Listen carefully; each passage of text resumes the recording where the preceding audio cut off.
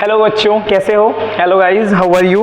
I hope you are well and studying for your boards. अपने boards के लिए आप लोग पढ़ाई कर रहे होंगे, ठीक है? तो हम लोग what was the last topic is I think last topic is electric potential and after that I did cut the videos. तो लास्ट टॉपिक हमारा जो था वो हमारा था बेटा, हम लोग क्लास टेंथ का इलेक्ट्रिसिटी चैप्टर पढ़ रहे हैं। क्या पढ़ रहे हैं? Electricity. We are studying the chapter is electricity and the last topic was electric potential. It's a part third video. Okay, हाँ, तो लास्ट topic is that electric potential. What is electric potential? Electric potential is the work done per unit charge, and its SI unit is volt. Okay, if a small recap for you, electric potential topic is electric potential denoted by V is equals to W by Q, joule per coulombs, joule per coulomb, or SI unit is volt. 1 volt is equals to 1 coulombs and 1 joule per coulombs. Clear? And it is last topic. And voltmeter is a device. Voltmeter is device which is used to measure potential difference PD across 2 points. PD means potential difference across 2 points. Clear? It is the last topic, and now today we will start the Ohm's law. Okay, after that we will start the Ohm's law. So आज हम लोग शुरू करेंगे बेटा Ohm's law. Today's topic is Ohm's law. Ohm is a scientist. Ohms थे, वो एक scientist थे. तो he said that about the relation between potential and current. इन्होंने पोटेंशियल और करंट के बीच में बेटा रिलेशन बताया था. क्या बताया था? पोटेंशियल और करंट के बीच में रिलेशन. क्लियर है? तो ओम्स लॉ ने क्या कहा था? Ohm's law state that at constant temperature it means that constant temperature means that कि टेम्परेचर इज नॉट वेरिएबल. मतलब अगर आपने एक टेम्परेचर सेट कर दिया है, like you set a temperature like 45 degree Celsius, अगर आपने एक टेम्परेचर सेट कर दिया है 45 डिग्री पर ही, ठीक है, और बार बार आपने टेम्परेचर आप चेंज नहीं कर रहे, you are not varying the temperature. He states that, इन्होंने ये कहा था कि जो वोल्टेज है, voltage is directly proportional to current. Clear? Voltage is directly proportional to current. What is mean by directly proportional? If V increases, it means that I also increases. Clear? कि अगर V increase हो रहा है तो I भी क्या होगा बेटा? इंक्रीज होगा. हाँ ना बोलिए. ठीक है, लेकिन क्या जितना V है उतना ही I होगा? Let us consider a circuit, make a circuit. It means that it is a voltage, it is a resistance R, it is a voltage V and current I. If I said that कि battery is 4 volt, so it means that current is also 4 ampere. No, it is wrong. Clear? The directly proportional is means that if I put the battery of 2 volt, if consider I put a battery of 2 volt, अगर मैंने 2 volt की battery लगाई है तो current 1 ampere की हो जाएगी.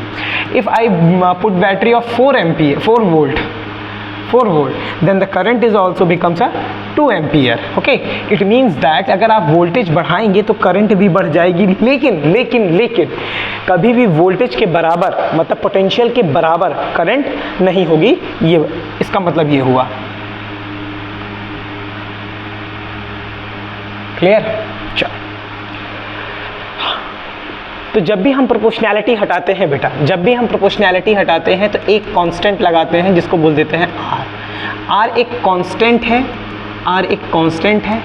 अच्छा, कोई पूछ ले कि क्यों वोल्टेज या पोटेंशियल करंट के बराबर नहीं हो पाता है? अगर वोल्टेज बढ़ा रहे हैं तो करंट भी बढ़ रही है। If I increase the voltage it means that the current is also increases. So what the reason behind that कि I is not equal to the potential difference? The reason is that the constant, it means that the resistance is found in a wire के अंदर resistance पाया जाता है। Resistance का means होता है opposition, oppose करना। बात समझ में आ रही है? तो ये करंट का क्या करता है बेटू? अपोज करता है। इसी वजह से, इसी रीजन की वजह से वोल्टेज जो होता है या पोटेंशियल जो होता है वो करंट जो होता है वो पोटेंशियल के बराबर नहीं हो पाता है। क्लियर? हाँ, तो V is equals to R I constant, इसे बोलते हैं रेजिस्टेंस। What is resistance? अगर कोई पूछ ले रेजिस्टेंस क्या है तो आप बताएंगे R is equals to V upon I। या resistance is equals to, what is resistance? Resistance is the property, ये एक प्रॉपर्टी है, inherent property, is the inherent property, विरासत में मिली inherent property of wire oblique conductor to oppose the flow of charge. It means that is जिसका मतलब होता है करंट का अपोज करना। करंट का क्या करना बेटू? अपोज करना। बात समझ में? The resistance is the inherent property of wire or oblique conductor to oppose the flow of charge, that is current. जिसका मतलब क्या होता है? करंट का अपोजिट करता है। ठीक है ना? बात समझ में आई इतनी चीज़? तो R is equals to V upon I। एक नोट जान लो, नोट इसमें जान लो कि R is equals to V upon I तो होता है, पर I कभी भी, जो R है वो कभी भी V और I पे डिपेंड नहीं करता है। R is equals to V upon I तो होता है बेटा, I मतलब करंट, V मतलब पोटेंशियल, ठीक, लेकिन इसके ऊपर डिपेंड नहीं करता है। तो R is not depends upon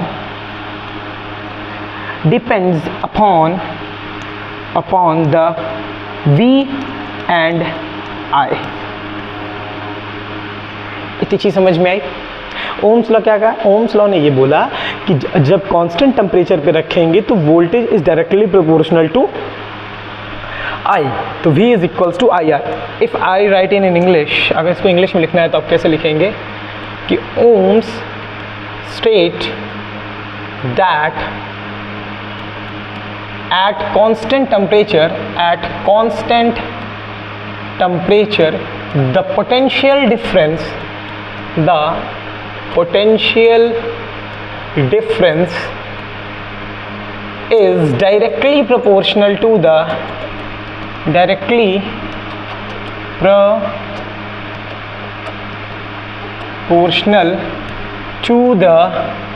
to the current. Is it clear or not? Clear? Are you getting my point?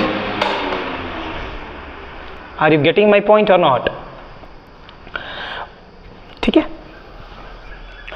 Done, इतना उतार लीजिए। चलो,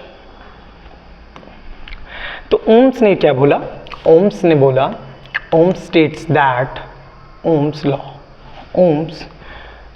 law क्या बोला? V is equals to I R। Clear? R is equals to V upon I। V means that beta volt and I means that beta ampere। The unit of R is volt per ampere, but it is, the resistance term is given by the ohms, so that its SI unit is ohm, OHM, and symbol is like this, it's a ohm। Clear? कहने का मतलब जो resistance होता है वो एक property होती है, किसकी? वायर की। ये अगर वायर, इसके अंदर करंट बह रही है तो जितना तेज हमने इसको पोटेंशियल दिया होगा बैटरी से, उतनी करंट हमें नहीं मिलती है। क्यों? क्योंकि इसके अंदर इलेक्ट्रॉन्स होते हैं। इसकी थ्योरी अगर आप पढ़ेंगे, ड्रिफ्ट वेलोसिटी एक टॉपिक है क्लास 12 का, उसमें आपको अच्छे तरीके से बताया जाएगा। रादर देन मैं यहाँ बता देता हूँ कि रेजिस्टेंस की एक प्रॉपर्टी होती है इलेक्ट्रॉन को क्या करना, या फ्लो ऑफ चार्जेस को क्या करना, अपोज करना। बात समझ में आई? है ना, बोलो। ठीक। अब इसी में एक चीज़ होता है फैक्टर। तो कौन कौन से फैक्टर होते हैं जो कि रेजिस्टेंस के ऊपर इफेक्ट डालते हैं? तो फैक्टर्स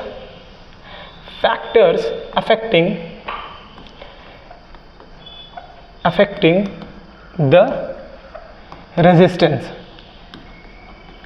कौन कौन से फैक्टर्स हैं जो रेजिस्टेंस के ऊपर डिपेंड करते हैं या अफेक्ट करते हैं? देखो बात समझो, मैंने क्या बताया था कि रेजिस्टेंस वायर में पाया जाता है ना। तो वायर मीन्स दैट आप रेजिस्टेंस जो है वायर से निकालते हैं। क्या निकालते हैं? वायर से। Factors affecting the resistance.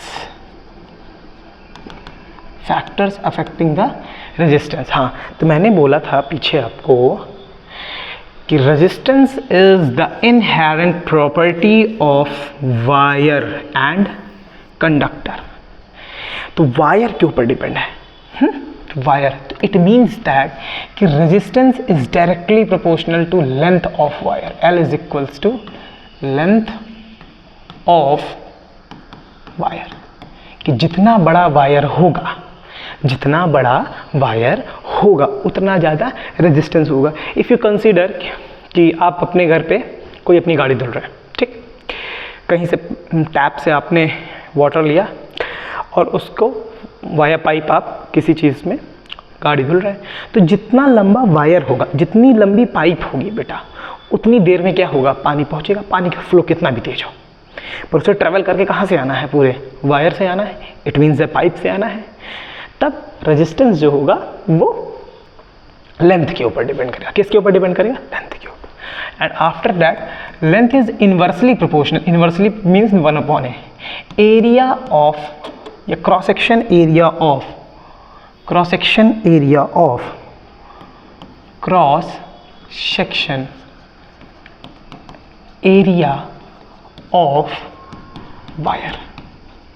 Wire का क्या है बेटो? क्रॉस सेक्शन एरिया है।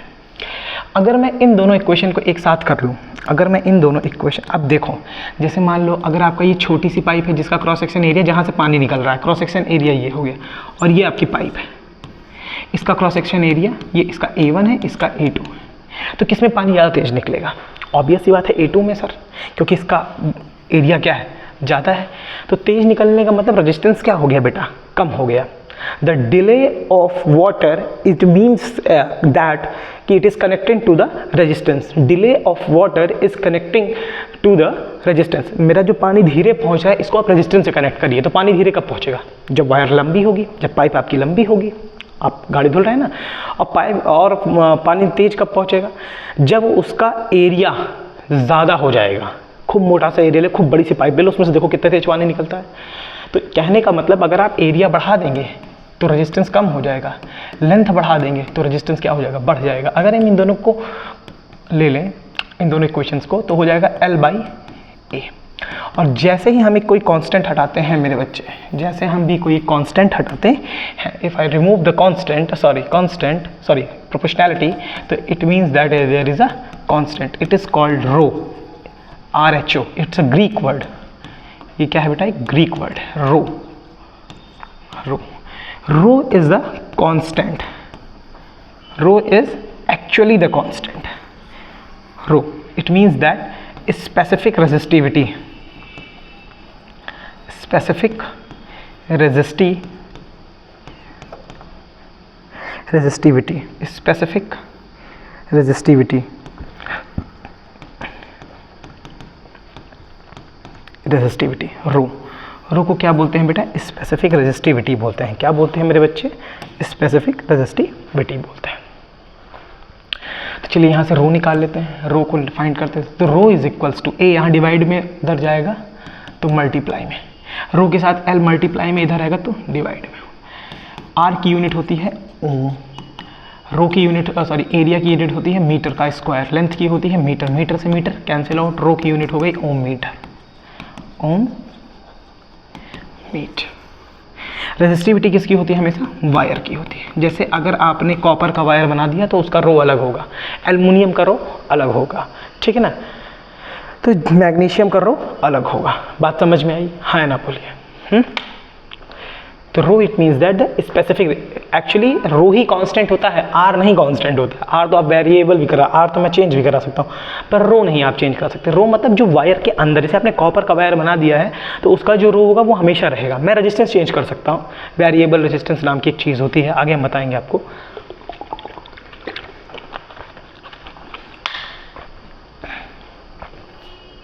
Are you getting my point or not? Now the topic is resistors. The topic is resistors.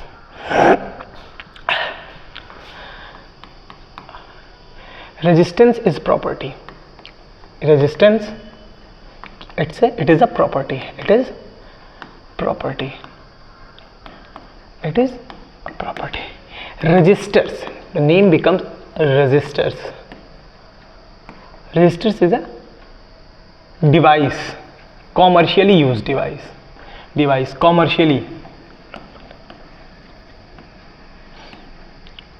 commercially used device, commercially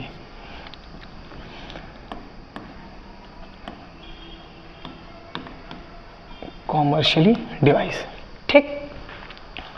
तो सिंबल होता है रजिस्टर्स का, रजिस्टर का जो सिंबल होता है वो बेटा ऐसे होता है, ठीक।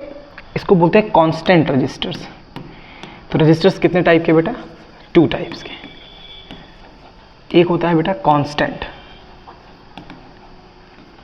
जिसका सिंबल होता है जैसा मैंने कि अभी ऊपर बनाया, आई मेंशन द अबव। एक होता है बेटा वेरिएबल रजिस्टर्स, वेरिएबल रेजिस्टर्स, जिसका सिंबल होता है बेटू लाइक दिस, लाइक दिस। और we can say that rheostat is a rheostat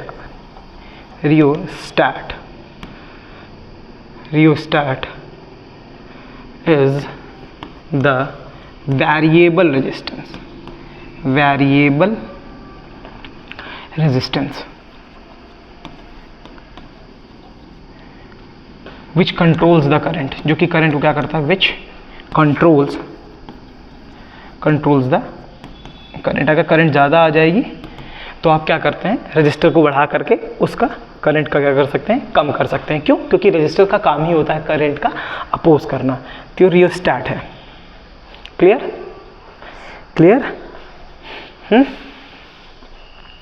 rheostat को कोई कभी ऐसे भी बना देते हैं एग्जाम में, लाइक दिस, ये ऐसे भी रियोस्टैट बना देते हैं, ठीक है। कुछ छोटे मोटे न्यूमेरिकल्स भी कर लेते हैं हम लोग, छोटे छोटे से न्यूमेरिकल्स, कुछ न्यूमेरिकल लगा लेते हैं, numericals.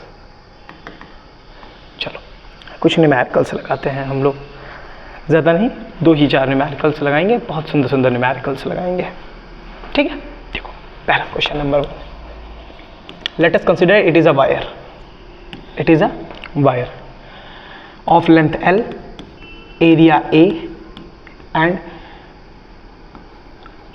resistivity rho, and its resistance is equals to R. We make a same wire of that material, of length 2L, इसकी लेंथ मैंने दुगनी कर दी, area is A/2, wire of same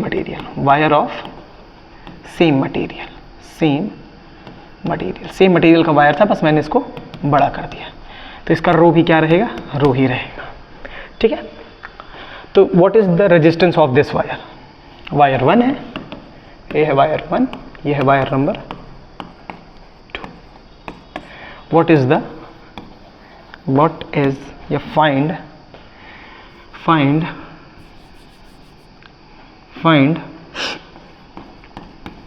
find R of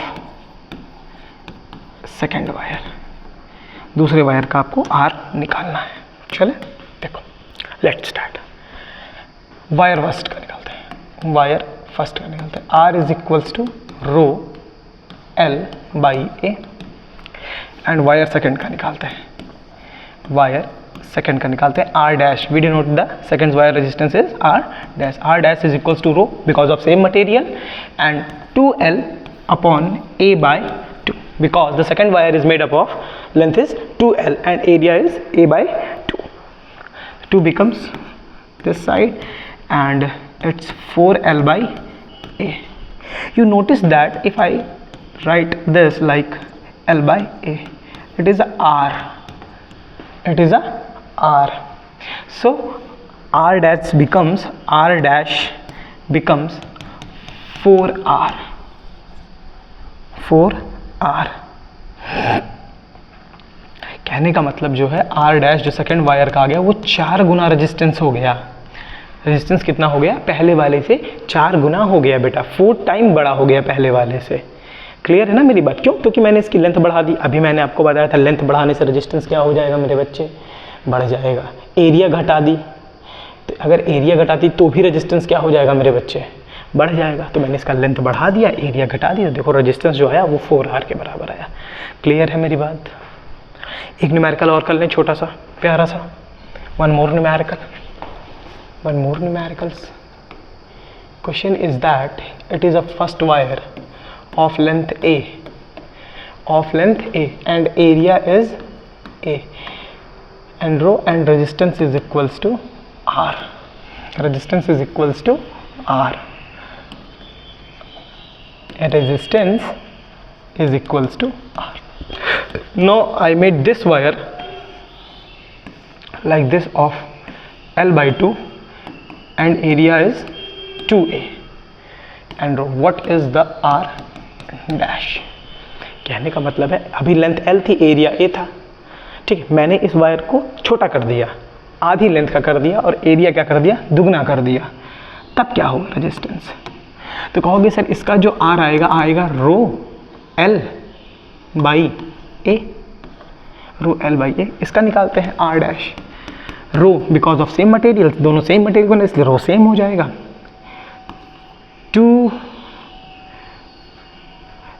row L ना, चलो L by 2 और into 2A, तो rho is equals to L upon 4A। If you notice that कि इट इज R, तो R dash becomes 1/4 of R। मतलब अब की बार R जो है वो 1/4 हो जाएगा। R का क्या हो जाएगा? 1/4 हो जाएगा। मतलब बेटा कम हो जाएगा। मतलब बेटा क्या हो जाएगा? कम हो जाएगा। बात समझ में आ रही है? हाँ या ना बोलो, हाँ या ना बोलिए। इतनी चीज समझ में आ गई?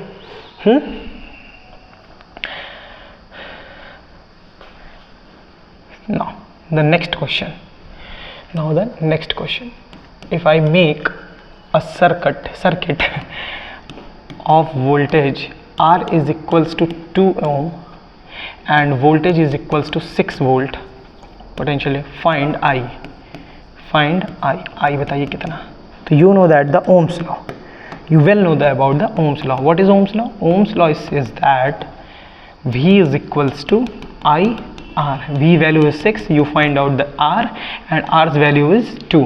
So I is equals to 6/2 is equals to 3 ampere. Clear or not? Now I make one more question for you. Is that question is that it is a resistance, it is a voltage battery V and current is 4 ampere, resistance is 2 ohm. What is the value of V? So you well know about the Ohm's law. V is equals to IR. You have to find the V. I's value is 4 and R's value is 2. Then it is a 8 volt. And one more question for you, one last more question for you. It is a basic questions for you.